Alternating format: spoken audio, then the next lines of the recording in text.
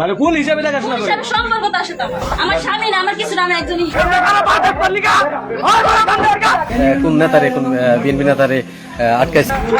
হাততালিতে যা ভালোবাসি জানি পাবো তার পূর্ণতা। গভীর রাত, চারিদিকে নিস্তব্ধতা। গ্রামের বেশিরভাগ মানুষ তখন ঘুমে আচ্ছন্ন। কিন্তু সেই রাতে টাঙ্গাইলের মির্জাপুরে ঘটে এমন এক ঘটনা যা মুহূর্তের মধ্যেই পুরো এলাকাকে উত্তাল করে তোলে। একজন প্রভাবশালী বিএনপি নেতা এক নারীর ঘরে গভীর রাতে আপত্তিকর অবস্থায় আটক।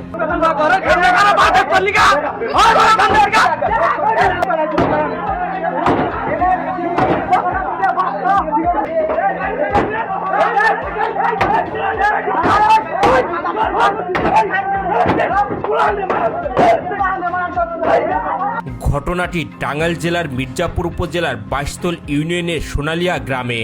জানা যায় সোনালিয়া গ্রামের এক নারীর সঙ্গে দীর্ঘদিন ধরে ঘনিষ্ঠ সম্পর্ক গড়ে ওঠে একই এলাকার বাসিন্দা ও ইউনিয়ন বিএনপির যুগ্ম সাধারণ সম্পাদক শফি শিকদারের। শফিরে তুমি বিয়ে করার রাজি? হ্যাঁ, তোমরা দুজনে প্রেম করছো এই খাতিরে এই বেত্তাইছে যাইছো? আমার স্বামী না, আমার কিছু না, আমি একজনই। হাততালিতে যা ভালোবাসি জানি পাবো তার পূর্ণতা।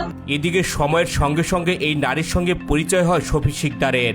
পরিচয় থেকে ঘনিষ্ঠতা, আর সেই ঘনিষ্ঠতা এক সময় প্রেমের সম্পর্কে রূপ নেয়। স্থানীয়দের দাবি শফি শিকদার প্রায় রাতেই এই নারীর বাড়িতে আসতেন। ধীরে ধীরে এলাকাবাসীর মধ্যে শুরু হয় নানান আলোচনা। অনেকেই সন্দেহ করতে থাকেন যে রাতের আধারে নিয়মিত এই নারীর ঘরে যাতায়াত করতেন শফি। মানে অনেক চিল্লাপাল্লা শুনছি, অনেক রাত হয়েছে, রাত বাজে 11টা 7। আমি ওলালি শুনে তারপরে হলো এখানে আসছি। এখানে আসার পরে দেখলাম যে মানে এইরকম একটা পরিস্থিতি।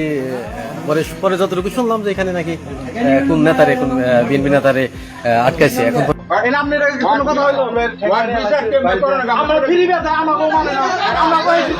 সোমবার রাত, ঘড়ির কাঁটা প্রায় 12টা ছুঁই ছুঁই।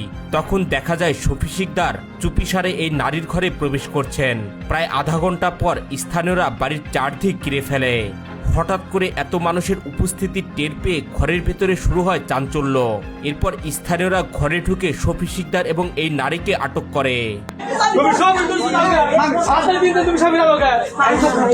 মুহূর্তের মধ্যে খবরটি ছড়িয়ে পড়ে পুরো এলাকায়। খবর পাওয়ার পর পুলিশ ঘটনাস্থলে পৌঁছায়। পাশাপাশি উপস্থিত হন স্থানীয় জনপ্রতিনিধি এবং বিএনপির বিভিন্ন পর্যায়ের নেতাকর্মী।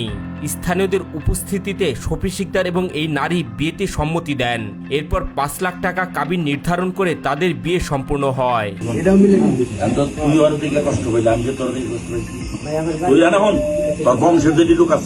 একদিকে পরক্রিয়ার অভিযোগ, অন্যদিকে জনতার হাতে আটক, গণধোলাই এবং পুলিশের উপস্থিতি। শেষ পর্যন্ত বিয়ে। সব মিলিয়ে ঘটনাটি এখন টাঙ্গাইল জুড়ে আলোচনার কেন্দ্রে। তবে এই ঘটনাকে ঘিরে সামাজিক যোগাযোগ মাধ্যমে শুরু হয় ব্যাপক বিতর্ক। কেউ বলছেন এটি সামাজিক বিচার, আবার কেউ প্রশ্ন তুলছেন জনতার হাতে আইন তুলে নেওয়ার বিষয়টি নিয়ে। আপনার মতে এই ঘটনার সবচেয়ে গুরুত্বপূর্ণ দিক কোনটি? কমেন্ট করে জানাতে ভুলবেন না।